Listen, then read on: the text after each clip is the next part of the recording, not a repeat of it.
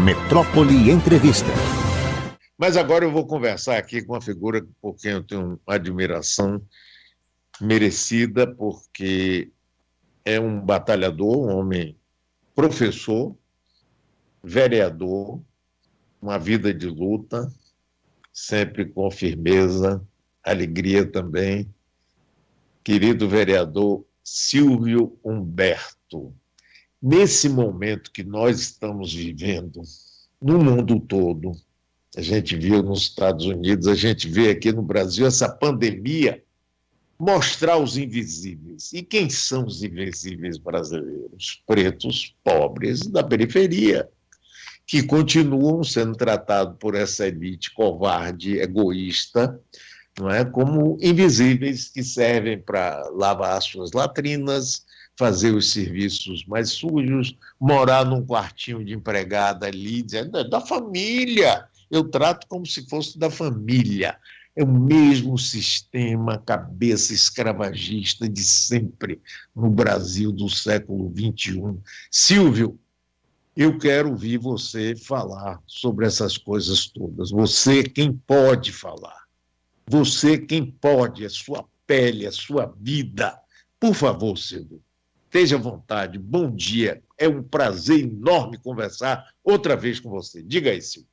Bom dia, Mário. Bom dia, ouvintes da Metrópole. É um prazer retornar, fazer essa conversa, né, que da última vez deu tantos ecos positivos assim, né, foi uma entrevista muito bacana, assim, a gente conversou, foi uma conversa, né, e a gente nem imaginaria que aquela conversa, né, chegaria, né, hoje o que nós estamos vivendo, assim, em todos os lugares do mundo, essa discussão que envolve o racismo e que, infelizmente, não vai chegar ao seu final, mas que ganhou uma visibilidade enorme. A gente está falando até de racismo, assim, que a gente já sabia que existia, mas quando eu vejo o protesto no Japão, e aí traz uma discussão de você pensar o racismo, não no singular, mas no plural, porque a ideia que você entende de racismo, né, o racismo antinegro, e você verifica no Japão também, falando dos coreanos, dos chineses, né, algo que já vinha ali da Segunda Guerra, né. Então, assim, o Covid, né, ele colocou o que eu diria o iceberg, né? A gente passou a enxergar um iceberg, a gente via a ponta, né, e não conseguia perceber, assim, eu enxergava, você e outros enxergavam, mas tem muita gente, para uma boa parte da população, principalmente quem se beneficia disso, né, via como se fosse assim, preconceito, ou quando, no máximo, quando a gente reclamava, que falava, trazia, rotulava como mimimi ou vitimismo, né? E o caso de Floyd, né, que às vezes as pessoas estão verificando essa movimentação enorme que está acontecendo no mundo, como se fosse... Eu tive a oportunidade, nesse calor aí, porque esse momento que a gente está vivendo, assim, que gera insônia, que gera... os tempos ficam mudados em tempos, mudou os tempos e os espaços. Eu escrevi aí, pelo menos, fiz 3 reflexões, né? Como professor, eu fui chamado a escrever por uns colegas da área de História Econômica, que é a minha área, né? E a gente escreveu uma coletânea que saiu publicada pela Rocitec, do download, né, gratuito, e depois tem a versão impressa, que é Na Saúde e na Doença, que são histórias sobre a pandemia, né, assim, nesses tempos, histórias econômicas, né? A visão dos historiadores econômicos nesse período da Covid-19. E eu tive uma oportunidade de escrever um artigo, que depois eu passo para você, né, vou mandar, o livro vai chegar impresso, eu vou fazer questão de lidar com né, que é um negro drama, né, 2 pontos, um olhar sobre a cidade de Salvador nesses tempos de pandemia Covid-19, né. E nisso daí eu faço uma reflexão sobre a nossa cidade, que essa cidade que tem essa beleza natural que nós estamos, né? Essa é a Salvador, a cidade negra, a Meca negra, uma série de adjetivos e qualificativos, mas o que a gente percebe é que a Salvador é a cidade de todos os pobres. Foi você trancar as ruas e você observar a cor das filas da Caixa Econômica, né? Ali na Praça da Revolução, as voltas que aquilo deu, que estava dando aquelas filas, mas aquela é uma fila que já vem de uma outra fila, que é o 14 de maio, que nunca chegou ao seu final. Então, o fim da escravidão não significou o fim das hierarquias raciais, consequentemente, o fim das hierarquias sociais. Então, esse 14 de maio, inclusive no texto, eu dedico, né, aos Silvas, aos Alves, aos Jesus, aos Santos, né, aos bispos, aos Rosários, todos os sobrenomes dos 13 de maio, né, que todo dia, parafraseando a música de Emicida canta, levanta e anda. Então, esse debate, né, desse 14 de maio que não chega ao fim, quando você tem o Covid, né, a forma, e se chama, diz assim, a melhor saída à medida que você não tem vacina, vai ser o isolamento social e o distanciamento social. Como você vai falar de distanciamento social? A gente está falando de uma pandemia, e a gente sempre tem que lembrar, a pandemia é uma exceção na curva, né? Não é a regra. O que nós temos aqui é uma endemia social chamada pobreza. E o que nós sabemos, o que é essa endemia, nós sabemos as causas, nós sabemos a quem ela atinge, e nós sabemos ainda mais do que isso, que tem cura, né? A pergunta é por que não se cura essa endemia social chamada pobreza? E ao gerar essa endemia, quando chega o Covid, o que é que tem? As pessoas, e não fomos nós, e aí pensando os pretos, os pobres, que trouxemos essa doença, né? Mas ela chegou de avião, e diferente da gripe espanhola, que em 18, né, ela chega por um paquete Demerara, que é um paquete inglês que para aqui no porto, e chega, para nossa sorte, naquela época, ela durou 3 meses, mas fez o seu estrago. Mas essa que chegou de avião, a primeira morte foi o quê? Uma empregada doméstica, né? E aqui também na Bahia foi a família da empregada doméstica. Então, assim, a forma como ela chegou, e se a gente trazer aquela fala, que eu vou chamar, não é infeliz, mas ela é infeliz porque isso toca a mim, a você e quem nos ouve. Mas acho que é o CEO da XP,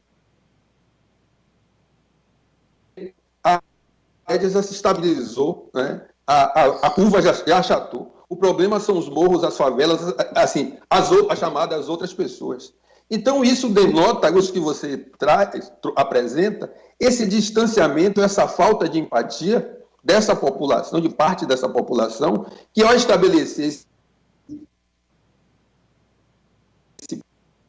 atitude, né, eles não se reconhecerem nos outros. Então, assim, como o racismo retira a humanidade, ao retirar a humanidade, o que é que você provoca? Você não vê o outro. Você simplesmente desconsidera tudo que o outro produz. Então, ali, você olhar para a fila e não ver, você olhar e não enxergar as pessoas, olhar através das pessoas, isso você termina naturalizando o que acontece com esses corpos, com essas violações dos corpos negros. Então, assim, o Covid, ao exacerbar isso, e ele não inventa, e às vezes eu fiquei pensando aí, quando as pessoas estão falando do novo normal, eu disse assim, como é que vai ser o novo normal se os anormais continuam?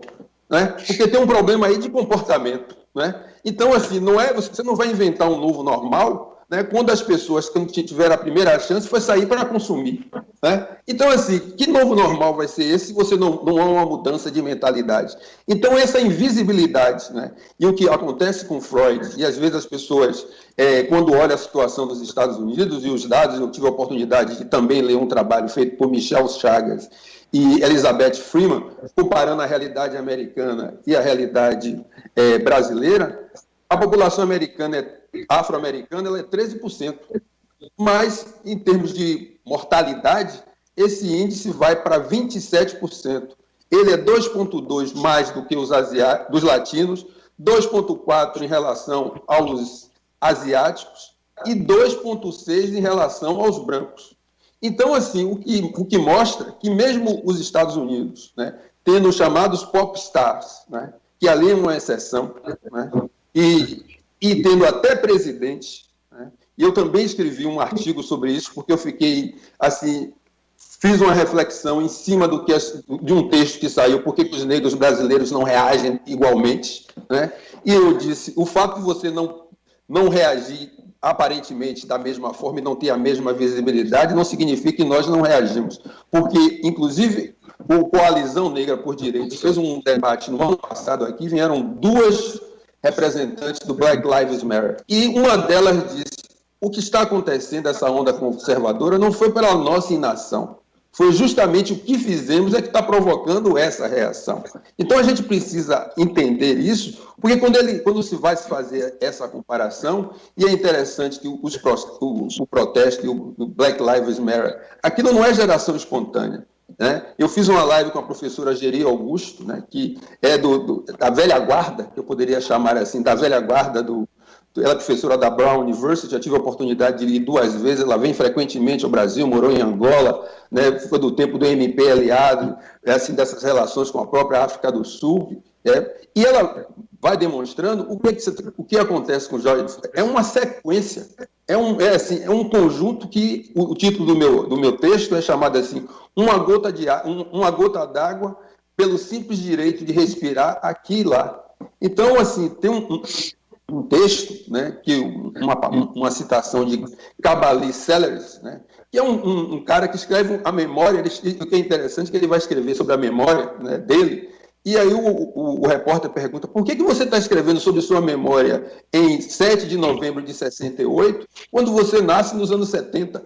Ele fez, na verdade, esse foi um dia que meu pai estava organizando pelos SNCCs, por esse grupo, por esses estudantes partidários da não violência, né, o coletivo da coalizão pela não violência, e ele disse, nesse dia 7 de novembro de 68 ou 69, eles estavam reunidos numa universidade, acho que foi na Carolina do Norte ou na Carolina do Sul, não lembro bem agora, né, e ele disse, a polícia foi e abriu fogo, morreram 4 pessoas naquela época, e o pai dele, que foi acusado, né, ficou 7 meses preso, acusado de promover o tumulto. Os policiais que atiraram, não aconteceu absolutamente nada, foram absolvidos. Né?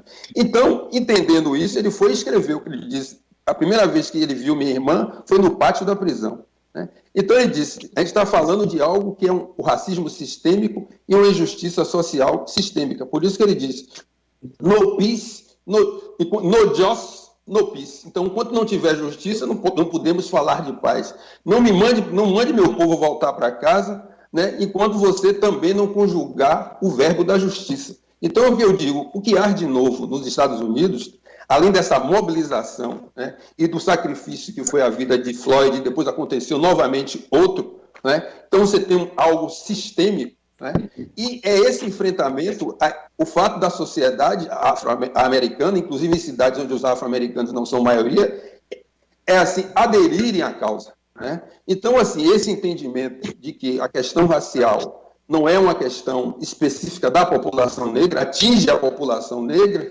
mas se as pessoas tiverem o mínimo de bom senso, você prejudica o todo. E o que nós não verificamos aqui é ainda essa identificação, essa empatia, e o que mais ainda, o que mais me choca, e o que mais me choca no sentido de me deixar mais indignado, é as pessoas quererem chegar para a gente e tentarem dizer como é que nós devemos sentir a nossa dor. Né? Então, assim, não se responsabiliza, ainda diz assim, olha, você está apanhando, mas isso não lhe dói.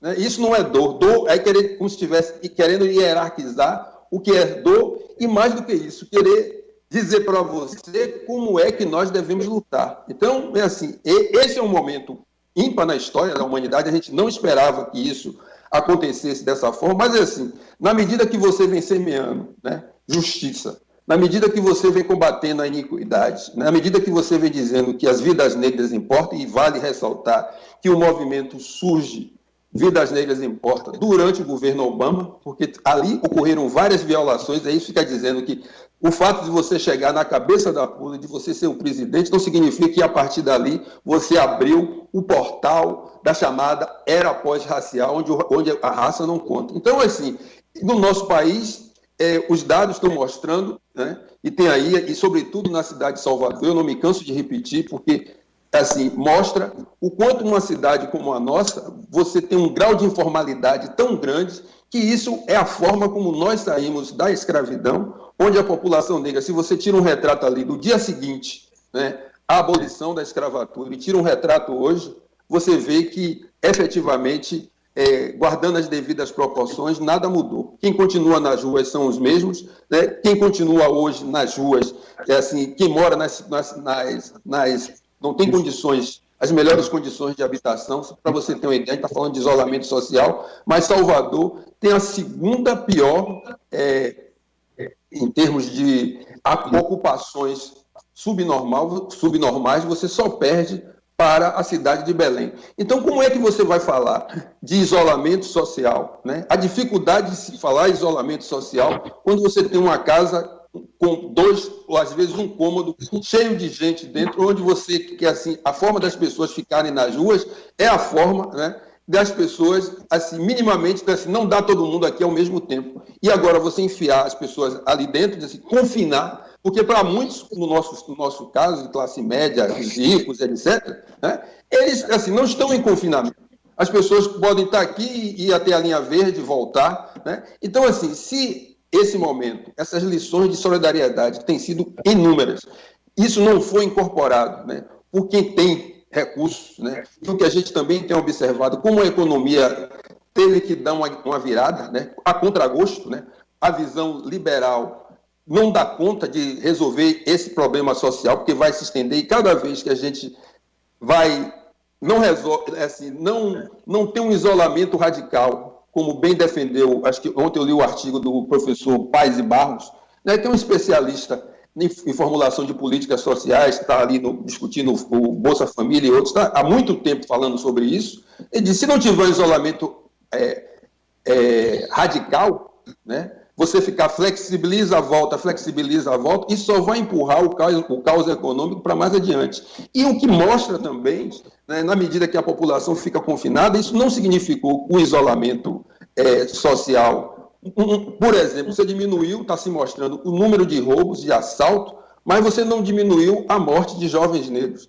Por exemplo, em São Paulo, você viu um jovem sai para pegar o iFood e encontra a morte. Passou uma viatura, colocou esse jovem dentro da viatura, horas depois ele apareceu. Os números da Polícia de São Paulo mostrou, eu estava ouvindo ontem, né, um crescimento absurdo, semelhante a 2001, mais de 40% de pessoas vítimas da violência policial. Depois do Rio de Janeiro, ainda tem uns casos aqui que ainda estavam sendo contabilizados da Bahia e do Ceará. Porque a gente tem um caso aqui do jovem do Nordeste de Amaralina que não foi esclarecido, saiu para comprar o pão e não voltou, né? E foi encontrado morto. Então, assim, o fato de você ter esse período de isolamento não significa que o que acontecia antes da pandemia, e parece que no caso que envolve a violência policial, encontrou um campo fértil para assim, continuar com as mortes. Veja o que aconteceu com o João Pedro, né? E os casos de racismo, aquilo que a gente falava, eu tive a oportunidade de dizer aqui, a militância negra sempre diz, que o racismo não tira férias, né? E ele não tira férias, não respeita o tempo, não respeita o espaço, né? Ele encontra um terreno fértil dentro da pandemia, porque as pessoas estão morrendo de algumas comorbidades, diabetes, hipertensão, são todas doenças anteriores que chegam nesse momento onde você precisa estar com a imunidade em alta, né? E assim, você não encontra isso, o que é que acontece? As pessoas ficam mais susceptíveis a morrerem, né? Então, assim, eu acho que a gente tem que aproveitar, né? A gente tem uma chance, embora nesse período, assim, essa coisa da crise, são crises, que a gente não vai dizer que é uma crise pandêmica exclusivamente, mas eu fico pensando, Mário, fazendo esse exercício, enquanto também vereador, e a política lhe dá esse lugar também de você enquanto intelectual, você pensa, né? E a política lhe dá a capacidade de você ter uma ação para colocar isso e testar o que você pensa. Aí eu lhe pergunto, se tem tanto esforço, né? Algo que a gente poderia, se tivesse em tempos normais, não haveria essa sinergia, por exemplo, entre prefeitura e o governo do Estado. E ainda bem que isso está ocorrendo, porque isso está levando a mitigar os efeitos, né? Os efeitos da pandemia, né? Tem ajustes? Tem, mas isso eles estão, eu diria, na mesma página. Então, por que se mobilizaram recursos? Tem vontade política? Então, por que a gente não pode usar isso para poder reduzir as desigualdades sociais, as desigualdades raciais e acabar com a pobreza no nosso país, né? Então, eu diria assim, a falta dessa vontade política, essa falta dessa empatia, né? A empatia ela não surge do nada. A empatia você precisa se ver no outro. A gente está usando empatia, mas para dizer, olha, se os brancos dessa cidade não quebrarem o pacto narcísico, né? E não achar assim, eu não tenho culpa, a inação também é culpa. Você não meter o dedo nas coisas, isso também... Claro que é, Silvio, claro que é. Mas é por essa inação mesmo que a gente vive até hoje, Você falou em 14 de maio, eu me lembro, rapaz, daquela música que me faz chorar, que Jorge Portugal fez e que Lazo canta exatamente, não é, sobre o 14 de maio. Quer dizer, teve 13 de maio, independência, a abolição da escravatura, e no dia seguinte. E até hoje. Não é? Agora, essa coisa é tão entranhada, rapaz, na nossa população, esse racismo, não é, que às vezes eu fico dizendo assim, será que a gente vai conseguir romper essa barreira? E eu me lembro sempre, cito Jorge Amado, que dizia que na Bahia só tinha um branco, que era o cônsul da Suécia. O resto, rapaz, é todo mundo mestiço, mas se tem a pele um pouquinho branquinha, se acha, sou diferente, aquele negro ali, cabelo de negro, cabelo ruim. Ruim por quê? Me explique. Eu não consigo entender. E vejo gente, rapaz, até aparentemente inteligente, porque só sendo aparentemente inteligente, chegar e dizer, não, é porque é difícil de pentear para aquele lugar. E daí... pentear macaco, né? São pequenas coisas. E outra coisa, rapaz, as pessoas falam muito da periferia, que muitas vezes a própria polícia, composta por negros, também tratam seus iguais com uma profunda desigualdade e violência. Isso não pode existir, Silvio. Como é que a gente vai aproveitar esses momentos e lutar cada vez mais, rapaz? E não é possível a gente ficar assistindo isso de braço cruzado e é assim mesmo, tá? Vamos esperar o novo normal com o povo vivendo na miséria, sem ter uma educação decente, sem ter saúde decente, tendo que trabalhar por tráfico ou então ficar fugindo de bala perdida ou da porrada da polícia? E aí, Silvio? Eu diria o seguinte, Mário, uma coisa que você traz, e assim, isso que o Jorge Amado traz, né? Seria bom, assim, o que é interessante, que o problema não é de DNA, né? Se fosse de DNA, estava tudo certo, né? Mas o problema é o que é que o DNA vai expressar depois, que vai se transformar nas características fenotípicas, e isso determina quem vive, quem morre, né? Se você vai ter ascensão social ou não. E interessante essa complexidade do racismo, porque ele vai estar, eu diria, nas pequenas coisas e nas grandes coisas. Ele vai se materializar no comportamento doméstico, na mesa, né?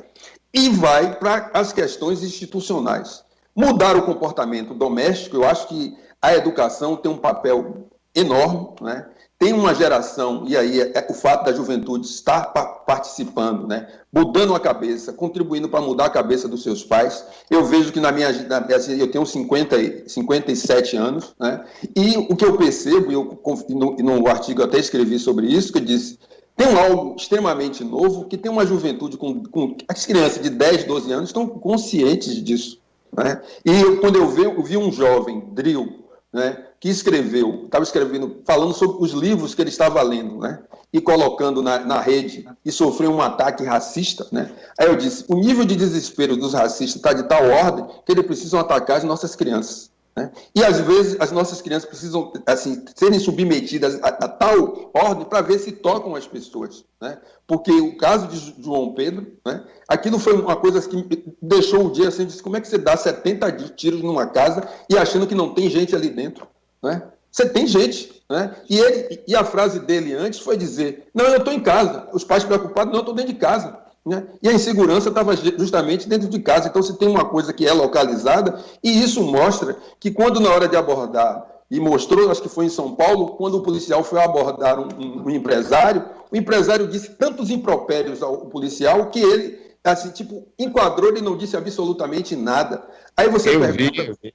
Então, quando você chega, né, nesse lugar aqui, aí o cara incorpora essa coisa da farda, né, de tal forma que aí vem a questão institucional. Aí você diz assim, você é um diferenciado, você vem daquele lugar, mas eu lhe transformo e lhe coloco nesse lugar aqui. Embora reconhecendo que também, como estratégia de sobrevivência, por exemplo, a polícia militar, num lugar onde não tem geração de emprego e renda, foi uma porta de entrada para a ascensão dessa população negra.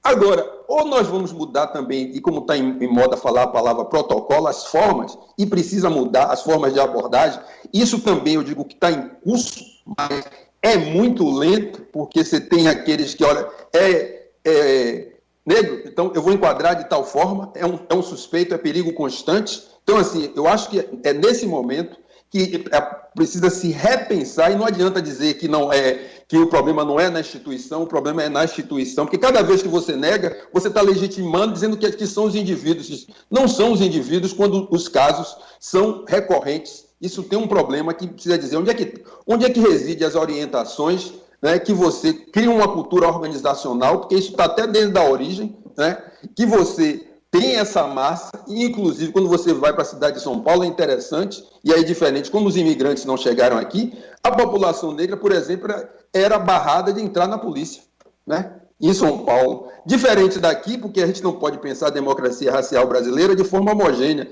ela vai se adaptando. E no caso da Bahia, que você não tinha os brancos suficientes, você foi nesse modelo pigmentocrático. Então, quanto mais claro você for, né, você mais possibilidades de ascensão. E às vezes eu já falei isso na nossa conversa anterior, eu disse, tem brancos daqui que não resistem ao aeroporto de São Paulo, que quando chega em Guarulhos é enquadrado como paraíba ou baiano, e tem os outros que vão, quando passam no aeroporto de Miami, ali enquadrado como latino. Eu fico me perguntando por que as pessoas ficam tão solidárias com os WASPs, né? Aqueles White Anglo-Saxon Protestants, né? Se eles não são. Aí eu lembro que eu estava em um grupo, isso me chamou a atenção, vou até omitir o grupo para não dizer que, mas me chamou a atenção, foi alguém pegar essas estatísticas de lá e mostrar assim, olha, o número de agressão das pessoas negras sobre os brancos é muito maior do que o contrário. Eu disse, em que país você desceu, né? Em que mundo você está e que nega os 400 anos de opressão? Então, eu vejo as possibilidades que nós temos fazendo isso aqui, mas a gente precisa ir para as ações práticas, a gente precisa ir para a questão dos recursos, porque o que nós estamos vivenciando hoje tem a ver com os nossos avanços. Ou a população brasileira entende, né, e aí o conjunto da sociedade entende que esse país não irá a lugar algum, vai continuar deitado em berço esplêndido, enquanto a população negra, indígena, né, os chamados PP, não forem devidamente incluídos, porque assim, a gente precisa, até do ponto de vista racional, questionar essa chamada racionalidade do racismo, porque o racismo tem uma racionalidade econômica que deixa essa massa do lado de fora. Quando você olha a cidade de Salvador, que é rica, a cidade de Salvador tem um PIB que é o primeiro do Nordeste, é a nona entre as cidades, né? Isso é a cidade de Salvador. Mas, quando você pega aí, chamado assim, quando você vai para o PIB per capita, ou seja, quando você introduz as pessoas, os quase 3 milhões, Salvador vai para 2.200 e tantos, né? Vai ocupar essa oposição. Isso mostra que você tem uma renda que é extremamente concentrada e mais. Quando você faz o recorte racial disso, os brancos daqui, né, só perdem, o rendimento médio só perde, pegando o dado de 2018, só vai perder para Brasília, e muito próximo da cidade de São Paulo. O que quer dizer com isso? A cidade de São Paulo tem um produto interno bruto 10 vezes maior do que a cidade de Salvador. Salvador tem 63, 64, São Paulo vai dar para mais de 600. Né? Então, isso significa o quê? Que se você tem um rendimento médio de 4.900, ou quase 5 mil reais, né, você é rico aqui e é rico lá. Ou seja, a branquitude em Salvador, ser branco na cidade de Salvador, lhe dá muito mais vantagem do que você ser branco na cidade de São Paulo. A branquitude aqui protege muito mais do que lá. Porque aqui, assim, quando você vai para os níveis de desemprego, onde é que as pessoas moram, então se a gente não tiver esse olhar, e se as pessoas não perceberem que elas têm esses privilégios, né, estão nesses lugares para poder resolver, as pessoas, como é que você resolve isso? Você pode resolver desde na hora que você está no processo de seleção, você olhar, assim, tem diversidade aqui? Qual é o número de pessoas negras que tem aqui? Qual os números de pessoas negras, por exemplo, que eu contratei? Às vezes eu fico olhando a prefeitura e tem um dado interessante que no dia da terça-feira negra, né, da Black Tuesday, né, que várias plataformas fizeram todo um movimento. O que me chamou a atenção, o prefeito aqui plantou, né, disse, vidas negras importam e tem que ter o cuidado, né, com a questão do Estado. Eu disse, poxa, interessante, agora eu perguntei, por que agora? E antes não importava? Né? Estava onde antes? Né? Quais são as ações? Porque se você analisa que são 12 secretários e só tem uma, Então, assim, não pode ser só a retórica, né? Por mais que você fale assim, a questão do ponto de vista, assim, quanto você colocou lá dentro, né? São os cargos de primeira, de segunda, porque se a gente não oferecer as oportunidades do ponto de vista de geração de trabalho e renda, a gente vai ficar dando volta e Salvador vai continuar sendo em volta desse círculo vicioso da pobreza que perde todos nós. Então, assim, até do ponto de vista da racionalidade econômica, assim, se você não quer se importar, né? Mas assim, e você primeiro considera que a parte mais sensível do seu corpo é o bolso e não é o seu coração, então, diz assim, pelo bolso, se essa população, se você não elevar do ponto de vista do rendimento dessa população, dando condições, nós não vamos ficar sempre assim, dando volta, assim, a mesma ponte. E aí eu tenho que dizer, pelo que eu tenho visto, Mário, essa ponte que trouxe do dia 14 até aqui, não é essa ponte que vai levar para frente. Eu digo, quando eu vejo as organizações do movimento negro, né, as pessoas, assim, qualquer um caso que parecia banal, as pessoas estão indo para cima, cada vez mais a juventude se envolvendo. Tem um debate que a gente está pautando aí, que eu achei fantástico, a Coalizão Negra por Direitos, se as pessoas tiverem uma oportunidade, acho que seria bom fazer esse diálogo com a Coalizão Negra de Direitos, né, por direitos, que é sem... Ô, Silvio, infelizmente o tempo da gente esgotou, porque por mim a gente ficaria conversando muito tempo, mas antes disso eu quero convidar você para ser comentarista da Rádio Metrópole, para poder você falar livremente. Certo. Não tem nenhum tipo de... Você fala o que você quiser.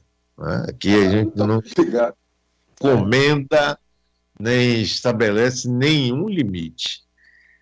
Eu quero voltar outras vezes a conversar com você e quero que você também nos indique outras pessoas, porque nós precisamos aprofundar esse debate. E eu, pessoalmente, e a Rádio Metrópole, estamos profundamente envolvidos nisso. E eu preciso de sua ajuda. Você vai nos assessorar e muitíssimo obrigado mais uma vez. É um prazer enorme conversar com você, né, de ver sua capacidade e sua luta e sua competência. Muitíssimo obrigado, Silvio. Um grande abraço e a gente vai se ver muito, se você topar. Top, eu agradeço, é uma boa oportunidade de fazer interlocução. Você pergunta como é que muda. Eu acho que um bom processo para mudar é dessa forma, né? Lembrando até de assim, como é que você pode andar 200 quilômetros? Deu o primeiro passo, né? Eu acho que aí são passos que nós estamos dando, e eu diria assim, Mário, quero expressar aqui assim, a minha solidariedade com esses 40 mil, mais de 40 mil pessoas, com os familiares que já foram, os mais de 1.000 e que já foram aqui na Bahia. A gente sente muito, né, diferente que quem está lá no Planalto, que deveria sentir também, mas sofre de egrosclerose. Então, quando a pessoa sofre de egrosclerose, só olha para si, só olha para o umbigo e imagine, eu fico sempre aqui, Mário, na minha cabeça, como é que você consegue nomear o ministro da comunicação e você mantém um ministro interino que não entende do riscado, não entende do traçado, assim, na área da saúde. Então, isso mostra o descalabro, o desgoverno, e aqui eu agradeço, vou indicar, sim, as pessoas, tem muita gente que pode dar uma contribuição importante na hora que você imaginar, da economia, né, a área da saúde, nós temos gente preparada, gente que pode, de fato, contribuir para a gente ter um país melhor, mais justo e mais humano. Muitíssimo obrigado, um abraço para você. Minha admiração, meu amigo, viu? Estamos juntos. Estamos sim. Valeu.